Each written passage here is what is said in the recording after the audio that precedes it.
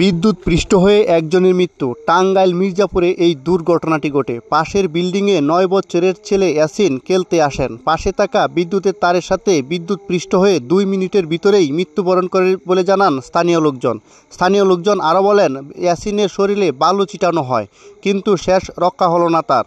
ঘটনাস্থলে শরীরে আগুন লেগেই মৃত্যুবরণ করেন ইয়াসিনকে বাঁচানোর জন্য ফায়ার সার্ভিসকে ফোন করা হলে ঘটনাস্থলে এসে ইয়াসিনের লাশ উদ্ধার করেন ইয়াসিনের কাকা বলেন, কখন যে ওই পাশের বিল্ডিংয়ে খেলতে এসেছে ইয়াসিন আমরা তাও জানি না। পরে শুনতে পেলাম বিদ্যুতের পৃষ্ঠ হয়ে একজন ছেলের মৃত্যু হয়েছে। ঘটনাস্থলে এসে দেখি আমাদের ভাতিজা ইয়াসিন।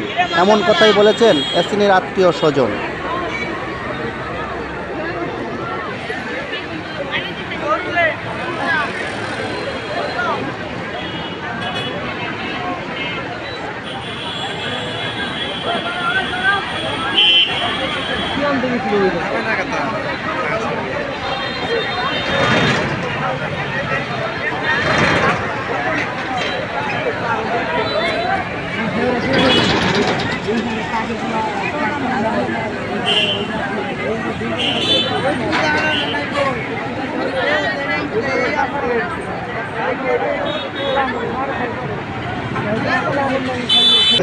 এখান থেকে ২০০-২৫০ কিলো থাকে বাসা।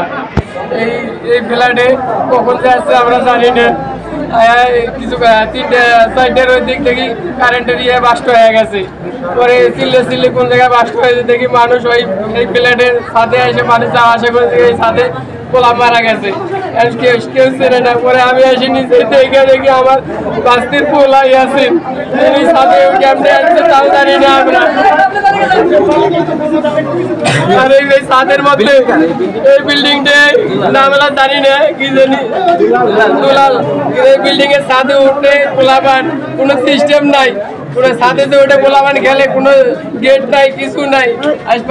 বিলগুনি দিচ্ছে, বিলগুনির মধ্যে তারের মোটা তার এলে ডাইরেক্ট লাইন। এর আগে এই বাসাতে এই লাইনেই একজন গেছে, তাও বাইসে গেছে। তাই ফায়ার সার্ভিসের লোকজন ইয়াসিনের লাশকে উদ্ধার করে ৩ তলার ছাদ থেকে নিচে নামানোর জন্য রেডি করছেন। স্থানীয় লোকজন আরও বলেন, ফায়ার সার্ভিস ঘটনাস্থলে আসার পর ইয়াসিনের লাশকে কাভার করেই নিচে নামানো হচ্ছে। এমন দুর্ঘটনাতে এলাকাতে নেমে আসলো শোকের ছায়া। সাবধানতার ভিতরে আপনাদের ছেলে মেয়েকে ছাদের উপরে খেলতে দেবেন। একটি দুর্ঘটনা হতে পারে সারা জীবনের কান্না। Al Amin Akanda, Tangail Mirzapur. Facebook page AR TV সবাই ফলো করুন, পাশাপাশি ইউটিউব চ্যানেল AR TV সবাই সাবস্ক্রাইব করুন। নতুন ভিডিও পেতে AR TV সবাই সাবস্ক্রাইব করুন, পাশাপাশি ইউটিউব চ্যানেল AR TV সবাই সাবস্ক্রাইব করুন। আসসালামু আলাইকুম, সকলেই ভালো থাকবেন।